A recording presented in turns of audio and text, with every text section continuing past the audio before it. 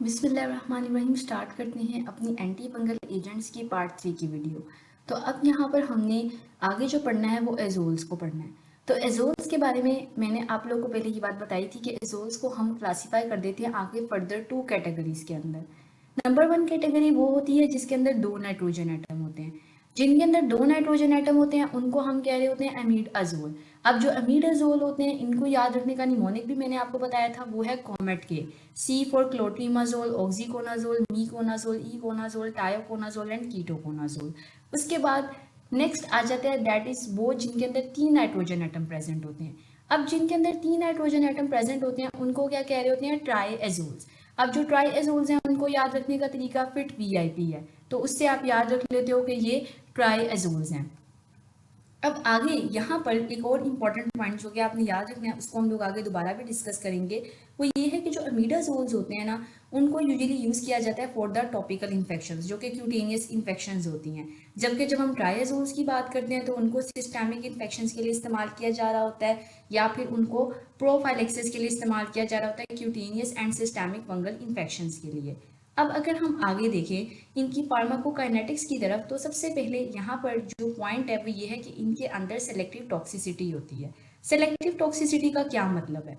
Selective toxicity का मतलब ये है कि जो ये अजोल्स होते हैं ये सिलेक्टिवली टॉक्सिक होते हैं।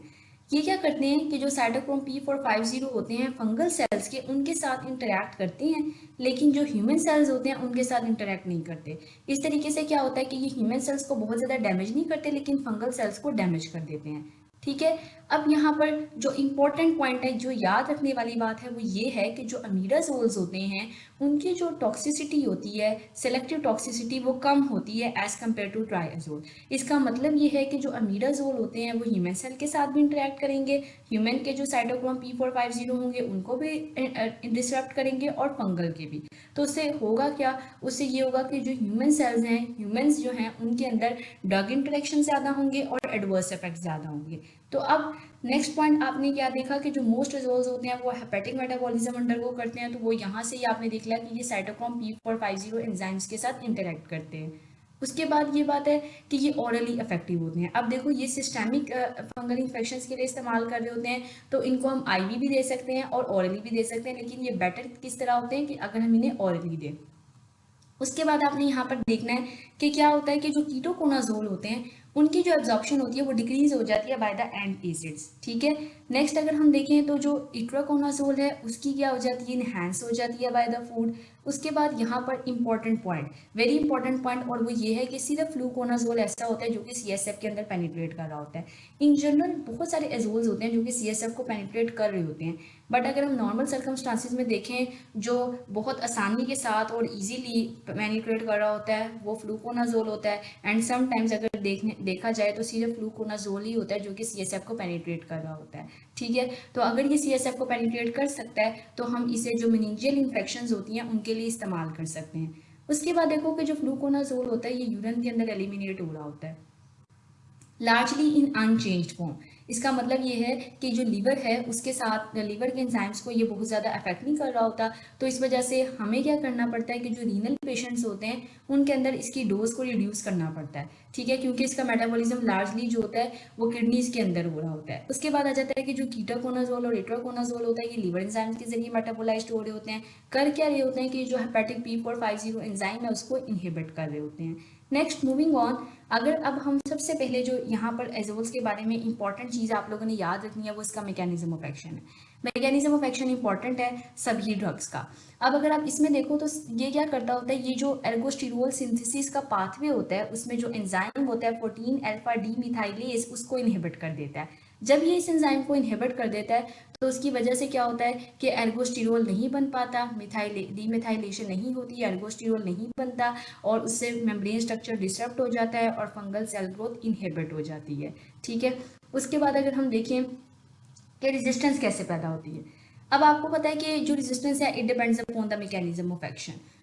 यहाँ पर रेजिस्टेंस तब डेवलप होती है जब आप बहुत लॉन्ग टर्म के लिए एजोल्स को यूज़ करते रहते हो, तो उससे सेंसिटिविटी डिक्रीज हो जाती है और रेजिस्टेंस डेवलप हो जाती है।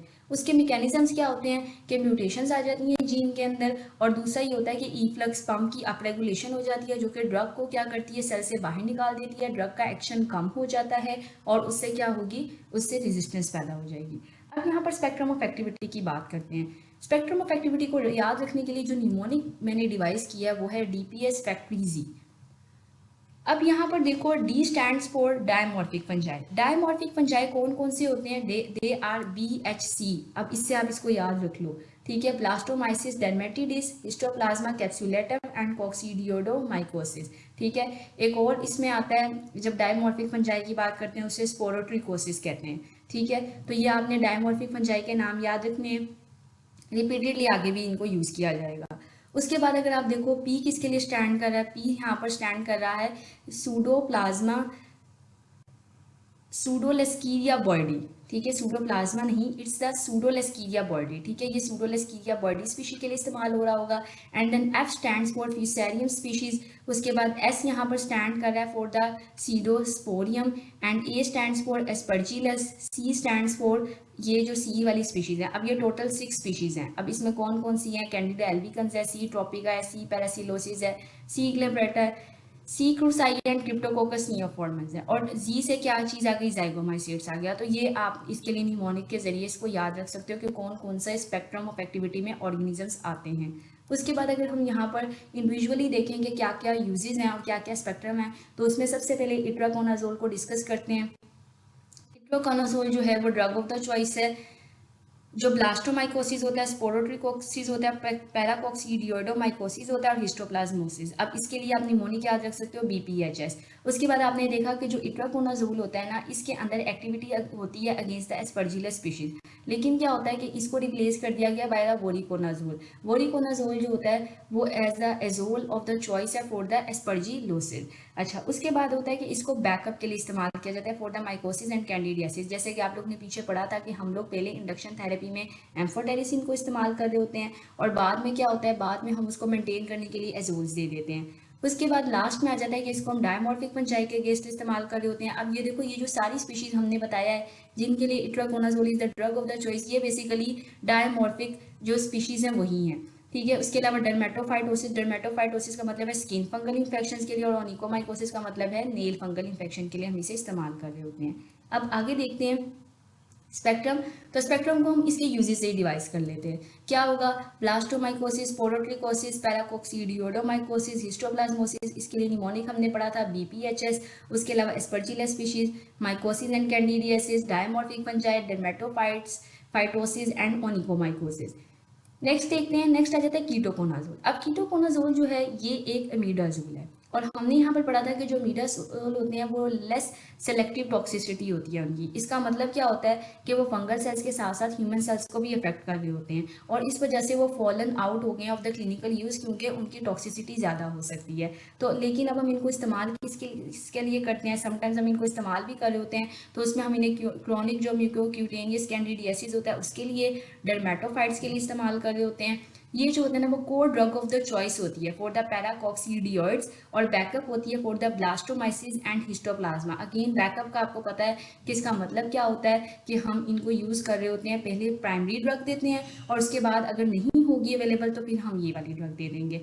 और इसको स्कैल्प इन्फेक्शन के लिए भी इस्तेमाल किया जाता है, शैम्पू के लिए। अब अगर आप यहाँ पर सारा देखो तो जो अमीडाजोल्स थे उनके बारे में मैंने आपको बताया था कि जो अमीडाजोल्स होते हैं उनको क्यूटेनियस इन्फेक्शंस के लिए इस्तेमाल किया जा रहा होता है। तो अब आप देखो, कीटोकोनाजोल को हमने सारा क्यूटेनियस इन्फेक्शंस के लिए इस्तेमाल किया। उसके बाद आ जाते हैं इसके स्पेक्ट्रम। अगेन स्पेक्ट्रम को आप इसके जो यूजेस हैं उन्हीं से देखोगे आगे क्या होगा। Candida species, dermatophytes, paracoccidioides, blastomycosis and histoplasma आ गया। उसके बाद आ जाता है फ्लूकोनाजोल। अब फ्लूकोनाजोल इज वेरी इंपॉर्टेंट क्योंकि इसके बहुत ज़्यादा यूजेस हैं। अच्छा, अब फ्लूकोनाजोल के बारे में सबसे पहली जो चीज़ है वो ये है कि इसका वाइडेस्ट थेरेपेटिक इंडेक्स है। What does it mean by कि इसका वाइडेस्ट थेरेपेटिक इंडेक्स है? इसका मतलब ये है कि ये एक ऐसी ड्रग है जिसके यूजेस जो हैं, जिसके बेनिफिट ज़्यादा हैं एज़ कम्पेयर टू इसके नुकसान के। तो अब इसको ये इसके जो ड्रग इंटरेक्शन है वो कम है, इसकी GI टॉक्सिसिटी कम है। अब इसको इस्तेमाल किस किस के लिए कर रहे होते हैं, तो सबसे पहले तो इसको हम कैंडिडा की जो स्पीशीज़ होती हैं उनके लिए इस्तेमाल कर रहे होते हैं, जिसमें जो एल्बिगन्स होता है और जो पैरासिलोसिस होता है उसके लिए इस्तेमाल करते हैं। यहीं पर एक पॉइंट याद रख लें कि ये जो दो स्पीशीज़ हैं एल्बिगन्स और पैरासिलोसिस, इनके लिए तो हम इसे इस्तेमाल कर रहे हैं, लेकिन दो स्पीशीज़ ऐसी हैं जो कि इससे रेजिस्टेंट है। वो कौन कौन सी हैं? वो है क्रूसाई एंड ग्लेब्रेटा, इनको हमने याद रखना है। अब हम देखते हैं आगे कि ये ड्रग ऑफ द चॉइस किस किस के लिए। तो ये ड्रग ऑफ द चॉइस होता है for the oesophageal and oropharyngeal candidiasis और वेजाइनल कैंडिडियासिस के लिए, ठीक है। और इसको सिंगल, ये कॉमनली जो होता है ना, इसको हम जो वल्व्यूलो वेजाइनल कैंडिडियासिस, मतलब कि जो वेजाइनल कैंडिडियासिस होता है उसके लिए हम इसे समटाइम्स जो होता है ना, वो एक सिंगल डोज ही दे रहे होते हैं ऑरल ट्रीटमेंट के लिए, जो कि इफेक्टिव साबित होता है। इसके अलावा ये ड्रग ऑफ द चॉइस होती है फॉर द क्रिप्टोकोकस नियोफॉर्मेंस। क्रिप्टोकोकस नियोफॉर्मेंस के बारे में हमने पढ़ा था एम्फोटेरिसिन बी में कि हम एम्फोटेरिसिन बी को पहले इंडक्शन थेरेपी के तौर पर देते हैं फ्लूसाइटोसिन के साथ कंबाइन कर और उसके बाद हम एजोल्स दे देते हैं ताकि जो है वो ये प्रॉपरली ट्रीट हो जाए, ठीक है। तो ये देखो यहाँ पर भी वही पॉइंट रिपीट हुआ है और वहाँ यहाँ पर हम कौन सा एजोल दे रहे होते हैं? हम दे रहे होते हैं फ्लूकोनाजोल। उसके बाद यहाँ पर अगर हम देखिए तो इसको प्रोफाइलेक्सिस के लिए भी इस्तेमाल किया जा रहा होता है। प्रोफाइलेक्सिस के लिए इसको दो जगह पे इस्तेमाल किया जाता है। नंबर 1 कि आप इसे जो है वो क्रिप्टोकोकल मेनिंजाइटिस के लिए प्रोफाइलेक्सिस के तौर पर दे रहे होते हो, और नंबर 2 ये है कि आप इसे जो बोन मैरो ट्रांसप्लांट के पेशेंट्स होते हैं और जो एड्स के पेशेंट्स होते हैं उनके अंदर हम दे रहे होते हैं प्रोफाइलेक्टिक यूज़ के लिए। अब आप देखो इन दोनों की बेसिस ये है कि जो बोन मैरो ट्रांसप्लांट के पेशेंट्स होते हैं उनके अंदर हम क्या करते हैं, ग्लूकोकॉर्टिकॉइड्स और ऐसी ड्रग्स देते हैं जो कि उनकी इम्यूनिटी को कम कर देती हैं, तो उनके अंदर जो इन्फेक्शन के चांसेस होते हैं वो बढ़ जाते हैं। और जो एड्स के पेशेंट्स होते हैं उनके अंदर पहले इन्फेक्शन के चांसेस ज़्यादा होते हैं। तो इन दोनों कंडीशन में होता क्या है कि हमने ऐसी ड्रग्स देनी होती है जो कि इन्फेक्शन के चांसेस को कम कर दें। सिर्फ फंगल इन्फेक्शन ही, हर किस्म की इन्फेक्शन से वो प्रीडिस्पोज हो जाते हैं, और उसमें हम लोग वो ड्रग्स देते हैं जिनके अगेंस्ट, उन इन्फेक्शन के अगेंस्ट ड्रग्स देते हैं जो कि मोस्ट प्रिवेलेंट होती हैं इस तरह के पेशेंट्स के अंदर, ठीक है। और फिर क्या होता है कि इसको आप कैंडिडीमिया और कोक्सीडियोडोमाइकोसिस के लिए भी इस्तेमाल कर रहे होते हो। अच्छा, अब यहाँ पर एक और इम्पॉर्टेंट पॉइंट है, वो ये है कि ये वो ड्रग है जिसकी एस्पर्जिलोसिस के अगेंस्ट कोई एक्टिविटी नहीं है। पीछे आप जितनी ड्रग्स पढ़ के आए हो उन सब की एक्टिविटी एस्पर्जिलोसिस के अगेंस्ट थी, लेकिन इसकी कोई एक्टिविटी नहीं है एस्पर्जिलोसिस के अगेंस्ट। अब देखो इसके स्पेक्ट्रम की भी एक अच्छी बात यह है कि इसको याद रखने में आसानी किस तरह से होगी कि ये सारे के सारे सी वाले ऑर्गेनिजम्स हैं, जिसमें कैंडिडा की स्पीशीज़ हैं, एल्बिगन्स एंड पैरासिलोसिस। याद रखना है कि कौन सी स्पीशीज़ रेजिस्टेंट है, क्रूसाई एंड ग्लेब्रेटा। और क्रिप्टोकोकस नियोफॉर्मेंस के अगेंस्ट दे रहे हो और कॉक्सीडियोडोमाइकोसिस के अगेंस्ट दे रहे हो। उसके बाद आ जाते हैं वोरिकोनाजोल के बारे में। वोरिकोनाजोल जो है वो ड्रग ऑफ द चॉइस है इन द इन्वेजिव एस्पर्जिलोसिस। अच्छा, अब पीछे आप पढ़ के आए थे कि हम इट्राकोनाजोल को भी एस्पर्जिलोसिस में दे रहे होते हैं, लेकिन अब हम करंटली जो होते हैं वो वोरिकोनाजोल को इस्तेमाल कर रहे हैं। तो इसका मतलब ये है कि अगर वोरिकोनाजोल अवेलेबल नहीं होगी तो हम इट्राकोनाजोल दे सकते हैं, ठीक है। उसके अलावा इसको आप इन्वेजिव कैंडिडियासिस में भी इस्तेमाल कर रहे हो। इसको हम सीरियस जो इन्फेक्शन होती है सीडोस्पोरियम और फ्यूसेरियम स्पीशीज कॉज कर रही हैं उनके अगेंस्ट इस्तेमाल कर रहे हो। अब यहाँ पर देखो कि अगर फ्लूकोनाजोल रेजिस्टेंट ऑर्गेनिज्म होगा तो उसमें भी हम दे रहे होते हैं एड्स के पेशेंट के अंदर। पहले हम एड्स के पेशेंट के अंदर प्रोफाइलेक्सिस के तौर पर फ्लूकोनाजोल दे रहे थे, लेकिन अगर कोई ऐसा ऑर्गेनिज्म आ गया जो कि फ्लूकोनाजोल रेजिस्टेंट है तो फिर हम क्या कर देंगे, फिर हम उसको रिप्लेस कर देंगे विद द वोरिकोनाजोल। इसके अलावा हम इसे दे रहे होते हैं in the treatment of the candidal oesophagitis and stomatitis. अब ये रिपीटेडली पूछा जाता है, पूछा ये जाता है जब भी आपसे पूछा जाए कि एसोफेजियल या जो है वेजाइनल, ठीक है, या फिर आपने देखा कि जो ओरोफिंजियल कैंडिडियासिस, उसके लिए हम किसे इस्तेमाल करें, फ्लूकोनाजोल को। और अगर कैंडिडल एसोफेजाइटिस और स्टोमेटाइटिस का वर्ड आ जाए तो फिर किसको इस्तेमाल कर रहे हो, वोरिकोनाजोल को। ओके, नेक्स्ट आ जाते हैं इसका स्पेक्ट्रम। अब इसका स्पेक्ट्रम में भी देखो एस्पर्जिलस आ गया, candidal species, Scedosporium and Fusarium आ गया, ठीक है। उसके बाद अगर आप देखो पोसाकोनाजोल। अब पोसाकोनाजोल जो है ना वो सबसे ब्रॉडेस्ट स्पेक्ट्रम एजोल है। अब इसकी जो एक्टिविटी होती है ना वो मोस्ट जो स्पीशीज होती है कैंडिडा और एस्पर्जिलस उनके अगेंस्ट होती है। ये सिर्फ ओनली एजोल होता है जिसकी एक्टिविटी होती है अगेंस्ट द राइजोपस। अब ये यहाँ पर ना इंपॉर्टेंट पॉइंट है जो कि आपने याद रखना है कि ये ओनली एजोल है जो कि राइजोपस के अगेंस्ट इफेक्टिव है। Rhizopus is one of the agents of the mucormycosis. अब आपको याद होगा कि जब मैंने आपको स्पीशीज की थोड़ी सी क्लासिफिकेशन बताई थी तो इसमें मैंने आपको बताया था कि म्यूकोरमाइकोसिस में 3 स्पीशीज आ रही हैं, राइजोपस, म्यूकोर एंड एप्सीडिया। तो उसमें से देखो उसके अगेंस्ट कौन इफेक्टिव है, पोसाकोनाजोल। अच्छा, उसके अलावा पोसाकोनाज़ोल जो होता है ना, इसको प्रोफिलैक्सिस के तौर पर इस्तेमाल किया जाता है कैंसर कीमोथेरेपी में, सॉल्वेज थेरेपी इन इन्वेजिव एस्परजिलोसिस और बोन मैरो ट्रांसप्लांट के पेशेंट के अंदर। पोसाकोनाज़ोल जो होता है इसको, अब देखो ये जो पीछे मैंने आपको बताया है कैंसर कीमोथेरेपी और इन सब में वही बेसिस आ जाती है कि ये इम्यूनो कॉम्प्रोमाइज्ड पीपल होते हैं और इनके अंदर इन्फेक्शन को प्रिवेंट करने के लिए हम प्रोफिलैक्सिस के तौर पर दे रहे होते हैं। उसके बाद अगर हम पोसाकोनाज़ोल की बात करते हैं, तो जो पोसाकोनाज़ोल होता है इसको ट्रीटमेंट ऑफ इन्वेजिव जो फंगल इन्फेक्शन होते हैं उनके अंदर इस्तेमाल कर रहे होते हैं, जो कि सीडोस्पोरियम और जाइकोमाइसीट्स कोज कर रहे होते हैं। उसके अलावा क्लोटिमाजोल एंड मीकोनाजोल, अब देखो जो क्लोटिमाजोल और मीकोनाजोल होता है इनके बारे में आपने क्या बात याद रखनी है कि ये दोनों भी एमिडाजोल हैं। और एमिडाजोल को हम लोग किस लिए इस्तेमाल कर रहे थे, उनको हम जो टॉपिकल फंगल इन्फेक्शन थी उनके लिए इस्तेमाल कर रहे थे। तो अब यहाँ पर देखो इसको भी हम टॉपिकली इस्तेमाल कर रहे हैं for the candidal and dermatophytic infection. ठीक है, तो ये हमने पोसा और कोनाजोल और इनके बारे में भी पढ़ लिया। नेक्स्ट अब आप देखोगे पोसाकोनाजोल का क्या स्पेक्ट्रम है, इसके लिए आपने पीछे पढ़ा था candidal species, aspergillus, rhizopus, scedosporium and zygomycetes. Important बात क्या है, आपने ये बात पढ़ी थी कि इसको हम राइजोपस के अगेंस्ट इस्तेमाल कर रहे होते हैं और ये ओनली एजोल होता है जिसको राइजोपस के अगेंस्ट इस्तेमाल कर रहे हो। ठीक है, उसके बाद हम टॉक्सिसिटी की तरफ आते हैं। अब पहले मैं आपको इसमें सेलेक्टिव टॉक्सिसिटी बताती हूँ। व्हाट डज इट मीन, मतलब कि हर जो ड्रग है ना एजोल में, उसकी कुछ ना कुछ स्पेसिफिक साइड इफेक्ट्स हैं। जैसे कि अगर आप बात करते हो कीटोकोनाजोल की, तो वो एंडोक्राइन एब्नॉर्मेलिटीज कॉज करती है जिसमें gynaecomastia, decrease libido, importance and menstrual irregularities आ रही होती हैं। अब ये बहुत पूछा जाता है आपसे कि कौन सा ऐसा एजोल है या कौन सी ऐसी एंटीफंगल ड्रग है जो गायनोकोमेस्टिया कॉज कर रही है, तो आपके जहन में फौरन से आता है कि ये कीटोकोनाजोल है। ठीक है, उसके बाद आ जाता है इट्राकोनाजोल। अब इट्राकोनाजोल के बारे में पूछा ये जाता है कि कौन सी ऐसी एंटी फंगल ड्रग या एजोल है जो कि हार्ट की एबनॉर्मेलिटीज कॉज करी है, तो वो इट्राकोनाजोल है क्योंकि इसका नेगेटिव आइनोट्रोपिक इफेक्ट होता है। ठीक है, उसके अलावा अगर आप देखो हेपेटाइटिस है तो वो ज़्यादा कॉज हो रहा था विद कीटोकोनाजोल। अब यहाँ पर आप देखो कि जो एजोल्स होते हैं ना, ये साइटोक्रोम P450 एंजाइम के साथ इंटरैक्ट कर रहे होते हैं, तो इस वजह से ये हेपेटाइटिस कॉज कर रहे होते हैं। उसके बाद आ जाता है कि ट्रांजिएंट विजुअल डिस्टर्बेंसेस होती हैं। V4 विजुअल आ गया एंड V4 आ गया वोरिकोनाजोल, जो कि वोरिकोनाजोल कॉज कर रहा होता है, जिसमें क्या होता है ब्लरिंग होता है और कलर विजन जो होता है वो चेंज हो रहा होता है।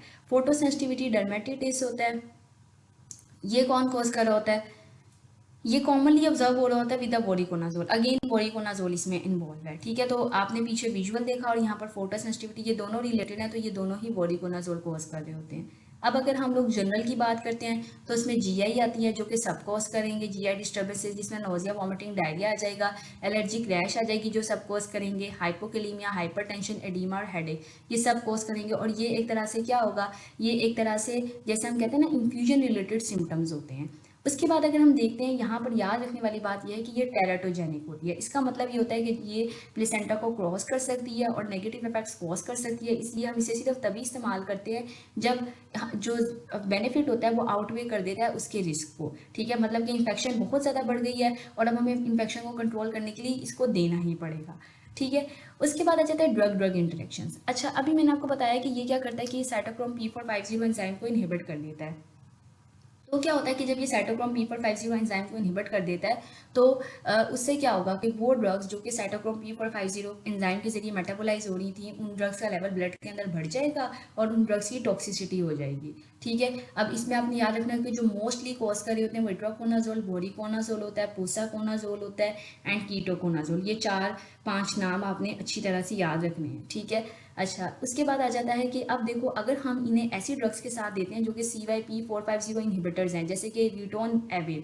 अब देखो वो पहले ही इनहिबिटर है और आपने उसके साथ एक और इनहिबिटर ड्रग दे दी, तो क्या होगा कि जो टॉक्सिसिटी होगी उन दूसरी ड्रग्स की वो बढ़ जाएगी। और अगर आप इसे इंड्यूसर के साथ देखो, जैसे कि रिफेम्पिन है, रिफेम्पिन ने क्या करना है, उसने इस एंजाइम का काम बढ़ाना है P450 का, और जो ये एजोल्स हैं उन्होंने क्या करना है, कम करना है। तो नतीजा क्या होगा कि जो एजोल्स होंगे उनका फेलियर हो जाएगा, वो अपना काम नहीं कर पाएंगे। अब यहाँ पर आप देखो कि इसमें थोड़ा सा हम लोग एक ओवरव्यू लेंगे। ठीक है, अब आप देखो कि ये जो अमाइड्रोन, ड्रोनडेरोन, ये वाली जो ड्रग्स है ना, क्विनिडीन, ये ड्रग्स जो हैं वो क्या करती हैं, ये हम हार्ट एबनॉर्मेलिटीज के लिए इस्तेमाल कर रहे होते हैं। तो अब अगर हम इनको इन ड्रग्स के साथ देते हैं, इन ड्रग्स का लेवल ब्लड के अंदर बढ़ जाएगा और उससे क्या होगा, उससे क्यूटी इंटरवल प्रोलोंगेशन होगा और टोर्सेडीज डी पॉइंटीज हो गया। अगर हम इन्हें एल्गोट एल्कलॉइड्स के साथ देंगे, इनका लेवल ब्लड में बढ़ जाएगा जिससे एल्गोटिज्म होगा। अगर आप इन्हें लोवेस्टेटिन और सिम्वास्टेटिन के साथ दोगे तो रिस्क ऑफ रेब्डोमायोलाइसिस होगा। अब ये जो लोवेस्टेटिन और सिम्वास्टेटिन है इनके बारे में आपने याद रखना है कि ये क्या है, ये एंटी हाइपरलिपिडेमिक्स ड्रग्स हैं। उसके बाद आता है मिडाजोलैम एंड ट्राइएजोलैम, ये जो होंगे अगर इनके साथ दोगे क्या होगा, बेंजोडाइजेपिन डाइजेपिन जो ड्रग्स होती हैं उनका लेवल ब्लड में बढ़ जाएगा और स्लीपीनेस होने लग जाएगी पेशेंट को। अगर आप रिफाब्यूटिन के साथ दोगे, रिफाब्यूटिन क्या है, रिफाब्यूटिन जो होती है वो क्या करती है, वो बेसिकली इंड्यूसर की तरह काम करेगी। तो वो क्या करेगी, एक तो ड्रग का फेलियर कर देगी और कुछ ड्रग्स का लेवल ब्लड के अंदर बढ़ जाएगा जिससे क्या होगा, निस्टैग्मस और एटेक्सिया होगा। ठीक है। उसके बाद अब देखो विनक्रिस्टिन और विनब्लेस्टिन। अच्छा, अब ये जो विनक्रिस्टिन और विनब्लेस्टिन है ये एंटी कैंसर ड्रग्स हैं। अगर इनके साथ आप दोगे तो क्या होगा कि न्यूरोटॉक्सिसिटी कॉज होगी। नेक्स्ट अब देखो यहाँ पर ये चीज़ें पहले मैं आपको बता चुकी हूँ, तो यहाँ पर हम थोड़ा सा ब्रीफली देखेंगे। देखो मैंने आपको बताया था कि जो इट्रोकोनाजोल होता है वो क्या होता है कि फूड जो होता है उसकी एब्जॉर्प्शन को बढ़ाता है। उसके साथ साथ इट्रोकोनाजोल के साथ साथ पोसाकोनाजोल जो होता है उसकी भी एब्जॉर्प्शन इन्हांस हो जाती है बाय द फूड। फिर अब देखो कि सारे जो है ना उनका primary route of elimination hepatic है सिवाय फ्लूकोनाजोल का जिसका रीनल है, जिसलिए हमने पढ़ा था कि हमें डोजेज रिडक्शन करनी पड़ती है रीनल पेशेंट्स में। फिर आपने देखा CSF पेनिट्रेशन फ्लूकोनाजोल हमने पढ़ा था ओनली होती है, और यहाँ पर आप देखो मैंने आपको बताया कि मोस्ट ऑफ द केसेस में ओनली यही पेनिट्रेट कर रही होती है। यहाँ पर उन्होंने कहा है कि इट्राकोनाजोल पेनिट्रेट नहीं करती, बाकी सारी पेनिट्रेट कर जाती हैं। ओके। अब आप लोग आ जाते हो काइनोकैंडिन्स की तरफ जो कि आखिरी होंगी जो हम सिस्टेमिक ड्रग्स इस्तेमाल कर रहे होते हैं उनमें। उसमें मैंने आपको बताया कि ड्रग्स कौन कौन सी होती हैं, कैस्पो, मीका एंड एनिडुलाफंजिन, और इनके लिए निमोनिक मैंने आपको केम बता दिया है पहले ही। अच्छा, अब क्या होता है कि लार्ज साइक्लिक कंपाउंड होते हैं और ये फंजीसिडल होती हैं। इनकी फार्माकोकाइनेटिक्स होती है कि इनको हम सिर्फ IV के जरिए दे रहे होते हैं सिस्टेमिकली, और कैस्पोफंजिन जो होती है उसको हम सिर्फ एक सिंगल लार्ज डोजिंग के तौर पर दे रहे होते हैं। वाइडली डिस्ट्रीब्यूटेड होती है, हाई हाफ लाइफ होती है। क्यों हाफ लाइफ ज़्यादा होती है, क्योंकि प्लाज्मा प्रोटीन बाइंडिंग ज़्यादा होती है। कोई भी ड्रग जो है ना वो जितनी प्लाज्मा के साथ प्रोटीन के साथ बाइंड रहेगी उतनी देर वो ब्लड के अंदर रहेगी और उसकी हाफ लाइफ ज़्यादा हो जाएगी, और ये लार्जली एलिमिनेटेड होती है बाय द हेपेटिक मेटाबॉलिज्म। अब अगर इसका मैकेनिज्म ऑफ एक्शन देखें तो हमने कहा था ये बीटा ग्लूकैन सिंथेसिस इनहिबिटर्स होते हैं। क्या करते हैं ये 1,3-BD ग्लूकैन सिंथेज को इनहिबिट कर देते हैं, जिसकी वजह से क्या होता है, पॉलीमराइजेशन नहीं होती और फंगल सेल वॉल परमिएबल हो जाती है और सेल की लाइसिस हो जाती है।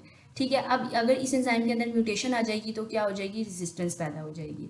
नेक्स्ट आप देखो कि क्लिनिकल यूजेस में अगर हम सबसे पहले देखें कैस्पोफंजिन, तो caspofungin is the second line of the drug for the invasive aspergillosis. सबसे पहले आपने एम्फोटेरिसिन बी दी, वो फेल हो गई तो आपने जोल दिया जिसमें आपने वोरिकोनाजोल दिया। अब जब वो भी फेल हो गई तो फिर आपने कैस्पोफंजिन ली।